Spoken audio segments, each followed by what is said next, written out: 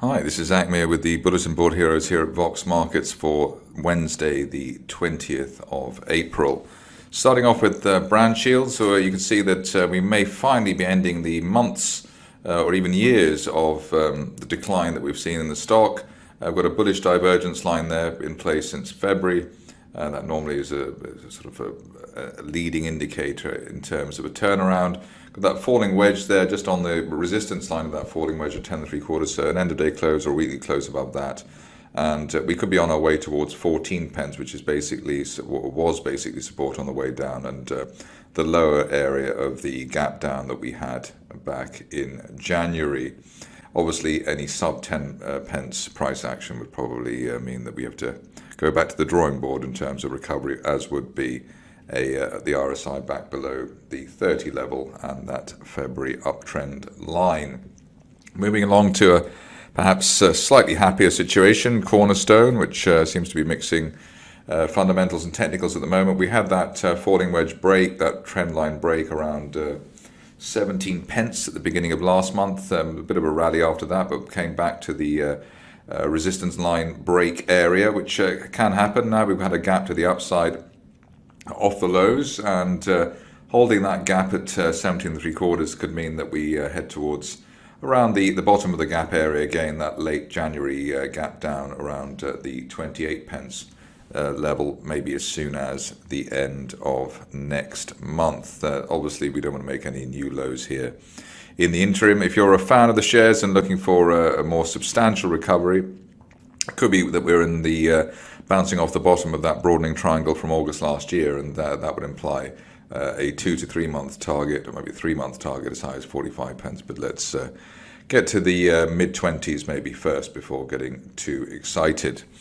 On to Capital Metals, which updated the market again today. Here we've had we had the positive here of that trendline break around 7 1/4 pence, which was highlighted previously. Again, like Cornerstone, a bit of a sideways shuffle after that, but got a bull flag breakout here, gapped higher into that tiny flag, and then gapped up again out of it. So that looks pretty encouraging. Does suggest that we get up to 11 pence maybe over the next 2 to 4 weeks, or perhaps even sooner. So a nice turnaround there for Capital Metals on the cards.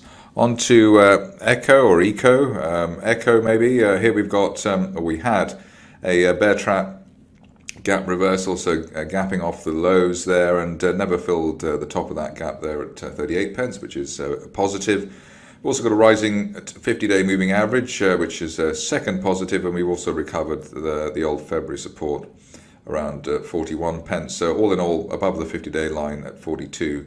Looking for a target here, maybe as high as 70 pence over the next couple of months.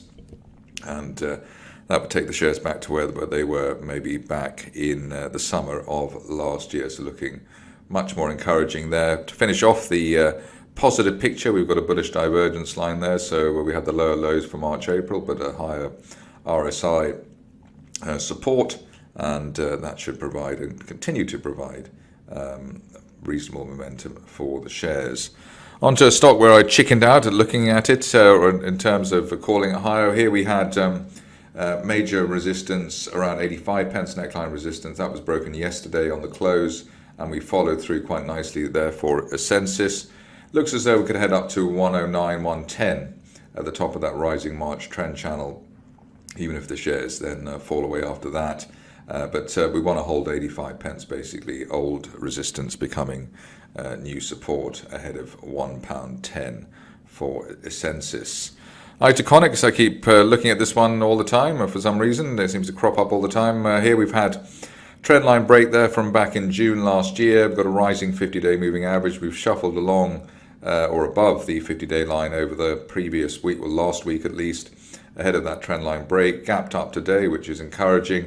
And the view is that we're in a rising trend channel based at 4 1/4 pence. Above that, we could head up to 10 pence, maybe by the end of next month or going into June. If you're cautious, maybe wait for the 200-day moving average at 6 pence to be broken. But with that rising 50-day line, it looks like enough has been done on a technical basis. Smart money still in live company, which is nice to see, and sort of willing the shares to consolidate above 10 pence, which it looks as though they are able to do. We've got a rising trend channel from back in December. Top of that channel currently heading for 14 pence. We could see that by the end of next month, especially if we can close above 10 pence today, which seems to be on the cards after yesterday's very strong price action, that strong candle that we've had. We've got the 50 and 200-day lines rising. We've got a long RSI uptrend line there from November, multi-tested as well, tested just at the start of the week or the end of last week. So looking good there for live to head up to 14, especially while we hold above 8 pence, which should be relatively easy. On to a stock which maybe I should have chickened out on, but I didn't. McColls. Here we've got a situation where the shares did manage to hit the top of that rising trend channel at around 5.25 pence, something like that. We've come back a bit after that, but as long as we remain above the old resistance there from April at 4 pence, we should head higher. And in fact, we could even upgrade the upside now without getting too cocky, as high as 8 pence by the end of next month, while we hold above 4, but only while we hold above 4 pence. And obviously, with the issues the company's had or has had, anything could happen there in terms of the price action on a fundamental basis, at least. On to sovereign metals, which has been one of the stars of the year to date. Here we've got classic pattern with the previously we were noting the gaps to the unfilled gaps to the upside, so we've had several of those. The main one was the 1 through 35, which obviously took us to the best levels at 53 pence earlier this month. Gap down after that, but it bounced off the floor of this rising trend channel and gapped higher today. That suggests that we're in a rising trend channel heading for 70 pence, maybe by over the next couple of months, so mid-June, something like that, as a time frame. And only really well below 38 pence, recent support delaying that scenario. The other point to note, which is a nice little kicker, is the way that we're just about to have the 50 and 200-day moving averages close in a golden cross. And the run-up to that tends to be the strongest part of the cycle, and that might explain why we've had the gap higher today. So above 38, looking for 70 on sovereign metals. On to Sareum, which has had a bit of a journey over the recent past. Shied away from looking at it earlier in the week, but we had that gap to the upside through the 200-day line, which was filled, and then a pullback down to 208, which probably would have flushed out most of the weak hands. Current position is that while we're above the floor of that gap, 258, looking for at least a retest of 337 or 330 or towards the 340 area as the initial target over the next week or two. Big picture target as high as £5 at the top of that wide rising trend channel from this time last year. But the main thing here is establishing and maintaining support above 250, which was the old February support, but old February resistance rather, and that looks like that is being done, and therefore we can say we have a tighter stop loss there at the 200-day line.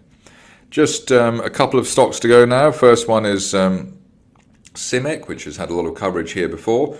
Very happy to see it just land near that 3.75 pence October resistance line projection target that we had. So I think the high today, 3.67, so close at least to that target. View now is that above the 200-day line, we should keep making progress here and possibly head as high as the top of that gap down from September at 4.65 over the next couple of weeks.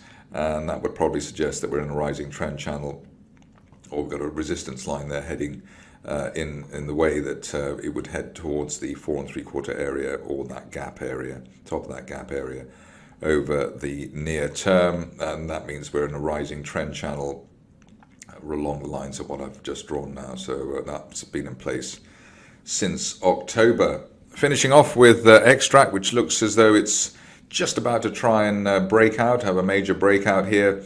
Basically needs to close above 7 pence on a weekly closed basis, and that would mean that we're ready to explore the top of a rising trend channel from January last year heading towards 11. So a weekly close above 7 could take Xtract up to 11 pence, maybe by the end of June, something along the lines of that particular time frame, we've got the 50 and 200-day moving averages both rising in parallel, which tends to be a decent continuation signal. So if it's not this attempt, one would expect a successful break of 7p over the next couple of weeks or so. That's it from me today.